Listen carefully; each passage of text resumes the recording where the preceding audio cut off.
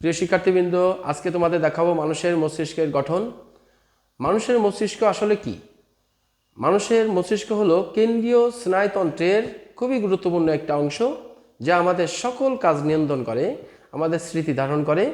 এই মস্তিষ্কের ওজন হলো 1.3 থেকে 1.4 কেজি এবং এই মস্তিষ্কের আয়তন হলো 1300 থেকে 1500 ঘন সেন্টিমিটার।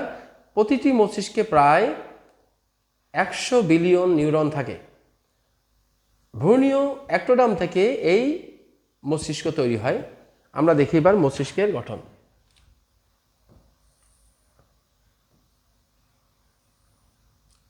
এটাকে বলা হয় কর্পাস ক্যালোসাম। এবার আমরা দেখি এই কর্পাস ক্যালোসামের নিচের দিকে থাকে থ্যালামাস,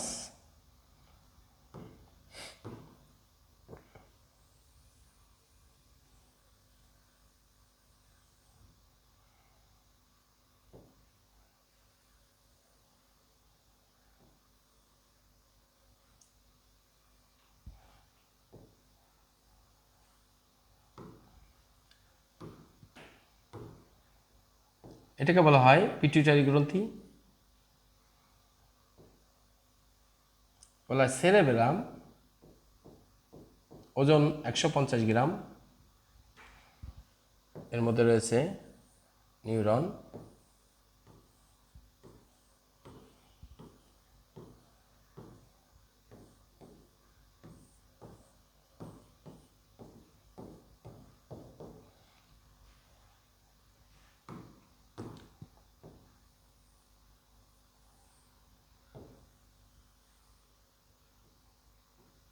হয়ে গেল মানুষের মস্তিষ্কের গঠন।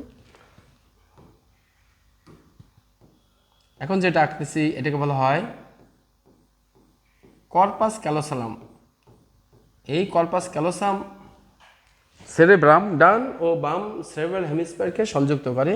আমরা এবার চিহ্নিতকরণ করে ফেলি। এই মস্তিষ্কের এই অংশটাকে বলা হয় সেরিব্রাম, এটাকে বলা হয় কর্পাস ক্যালোসাম, এটাকে বলা হয় থ্যালামাস, হাইপোথ্যালামাস। এই অংশটাকে বলা হয় মধ্য মস্তিষ্ক। মধ্য মস্তিষ্কের তিনটা অংশ, উপরেটাকে বলা হয় সেরেব্রাল,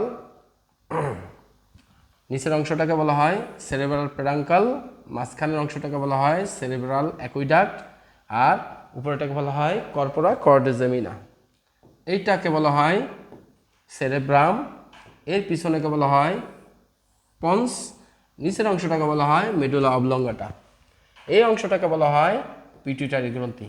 তাহলে আমরা চলে যাই, বলা হয় সেরিব্রাম,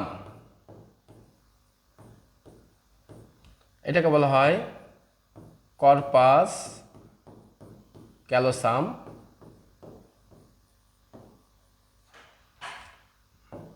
থ্যালামাস,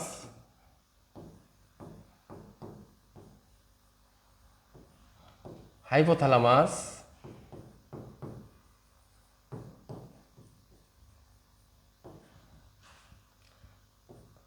কর্পোরা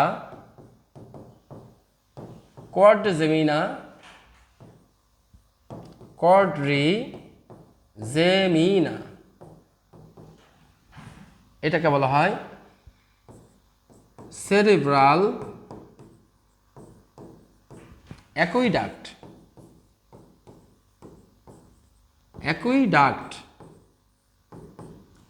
আর নিচেরটাকে বলা হয় সেরেব্রাল পেডাঙ্কল, এটি নিচে থাকে। এই অংশটাকে বলা হয় সেরেবেলাম, সেরেবেলাম, এবং এর ওজন হলো 150 গ্রাম। এর পিছনে থাকে পন্স, নিচে থাকে মেডুলা অবলঙ্গটা।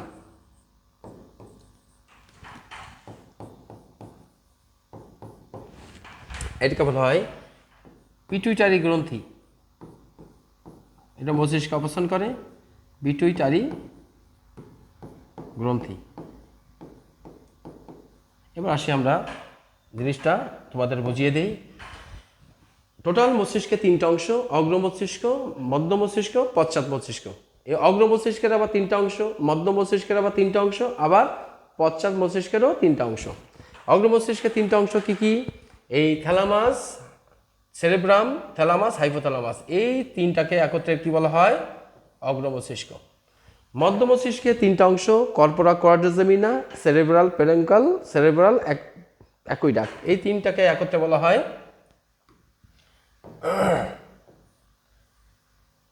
মধ্য মস্তিষ্ক।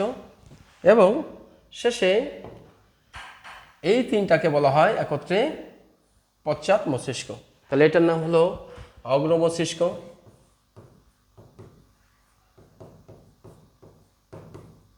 এটাকে বলা হয় মধ্য মস্তিষ্ক, এবং এটাকে বলা হয় পশ্চাৎ মস্তিষ্ক। এবার কাজটা শুনি। অগ্র মস্তিষ্কের কাজ হলো বুদ্ধি, চিন্তা, উদ্ভাবনী শক্তি, স্পর্শ, যন্ত্রণা, ঘুম, ঘাম, রাগ, ঘৃণা, এগুলো সব। অগ্র মস্তিষ্কের কাজ কি? এই অংশটার কাজ হলো বুদ্ধি, চিন্তা, উদ্ভাবনী শক্তি, স্পর্শ, যন্ত্রণা, হঠাৎ ঘুম থেকে জেগে ওঠা, আবার ঘুম, ঘাম, রাগ, ঘৃণা, এভরিথিং। মধ্য মস্তিষ্কের কাজ হলো দর্শন এবং শ্রবণ, দেখা ও শোনা। পশ্চাৎ মস্তিষ্কের কাজ হলো খাদ্য পরিপাক, শ্বসন, রেচন, হৃদস্পন্দন, চলাফেরা, দেহভঙ্গিমা ইত্যাদি। আশা করি তোমরা বুঝতে পেরেছ। আর মস্তিষ্কের এই হাইপোথ্যালামাসের সাথে যুক্ত থাকে একটা গ্রন্থি, নাম হলো পিটুইটারি গ্রন্থি। এই গ্রন্থিটাকে বলা হয় অন্তঃক্ষরা গ্রন্থি। এই গ্রন্থি থেকে খুব গুরুত্বপূর্ণ হরমোন নিঃসৃত হয়, এবং এই গ্রন্থি পৃথিবীতে যত গ্রন্থি আছে সবচেয়ে গুরুত্বপূর্ণ গ্রন্থি, এবং গ্রন্থিদের রাজ বলা হয়, অর্থাৎ গ্রন্থিরাজ অথবা প্রভু গ্রন্থি বলা হয়, মাস্টার অফ গ্ল্যান্ড বলা হয়। এবং এর ওজন 0.5 গ্রাম, এবং এর দৈর্ঘ্য হলো 1 সেন্টিমিটার, এবং সবচেয়ে ক্ষুদ্রতম গ্রন্থি, এবং একে এজন্য গ্রন্থিরাজ বলা হয়, একে গ্রন্থিরাজ বলা হয়। অর্থাৎ এই গ্রন্থি থেকে সবচেয়ে বেশি সংখ্যক হরমোন নিঃসৃত হয় এবং অন্যান্য গ্রন্থির কাজকে নিয়ন্ত্রণ করে, এজন্য একে মাস্টার অফ গ্ল্যান্ড বলা হয়। আশা করি তোমরা উপকৃত হবে এই আজকের ক্লাসটা দেখে। আসসালামু আলাইকুম, সবাইকে শুভেচ্ছা জানিয়ে নেক্সট কোনো ক্লাসে আমন্ত্রণ জানিয়ে আজকে এখানে শেষ করছি। আল্লাহ হাফেজ।